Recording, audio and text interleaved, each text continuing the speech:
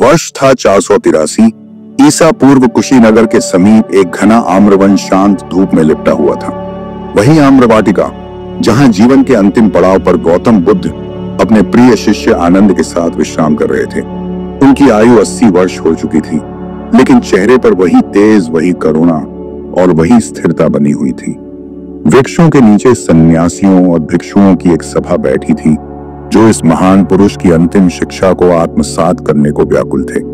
बुद्ध ने लंबा सांस लिया और कहा, आनंद, यह शरीर अब क्षीण हो चला है, पर आत्मा तो अब भी वैसी ही है। मुक्त और प्रकाशमयी आनंद की आंखों में आंसू आ गए, लेकिन उन्होंने अपने गुरु के आदेश पर उन्हें रोके रखा। पास ही एक गांव में चुंद नामक एक गृहस्थ रहता था। जब उसे ज्ञात हुआ कि स्वयं तथागत उसके गांव में है, तो वह प्रेम पूर्वक उनके लिए भोजन लेकर आया। वह भोजन था सूकर मद्दव। कुछ भिक्षुओं ने भोजन पर संदेह जताया। यह भोजन उचित नहीं लगता भगवान, उन्होंने कहा। बुद्ध मुस्कुरा, श्रद्धा से बना हुआ भोजन पवित्र होता है। दोष भोजन में नहीं, मन की भावना में होता है।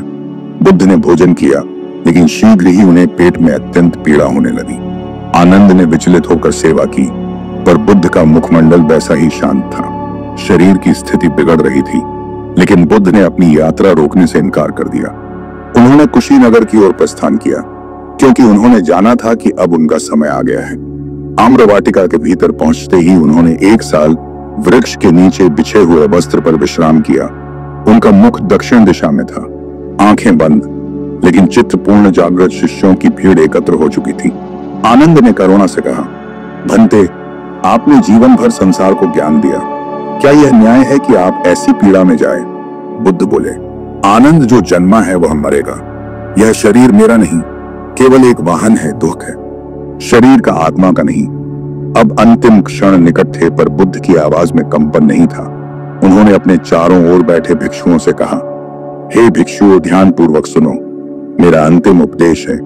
सभी संयोग नश्वर हैं, सजग रहो, सतर्क रहो, अपने लक्ष्य की सिद्धि में लगे रहो। यह कहकर वे थोड़ी देर मौन हो गए। फिर उन्होंने धीरे से कहा, अब दीपो भव, स्वयं अपने दीपक बनो। शिष्य रोना चाहते थे, लेकिन उन्होंने स्वयं को रोके रखा।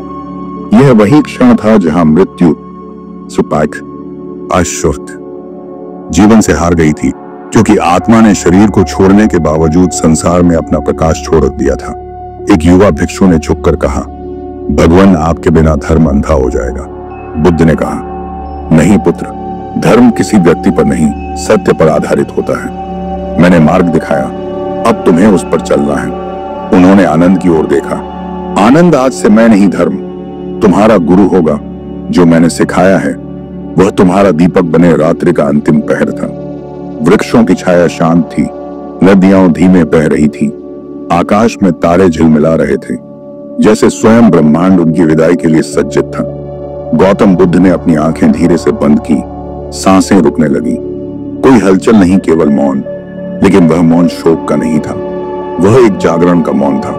गौतम बुद्ध चले गए, पर वह केवल शरीर था। उनका सत्य, उनकी उनकी करुणा, उनकी सजगता आज भी जीवित है। कुशीनगर में आज भी लोग श्रद्धा से कहते हैं, यह वही भूमि है जहां मृत्यु ने आत्मा को नहीं हराया। यह वह क्षण था जहां प्रकाश ने अंधकार को पराजित किया। प्रेरणाएं जो हम सीख सकते हैं, सज्जनता और करुणा। जीवन का सबसे बड़ा धन है। मृत्यु अंत नहीं, एक जागरण है। अगर जीवन सजगता में जिया हो, जब हम स्वयं दीपक बनते हैं, तभी हम अंधकार से लड़ पाते हैं। सच्चा गुरु वह है जो अपने पीछे मार्ग छोड़ जाता है। व्यक्ति नहीं, विचार की पूजा करो।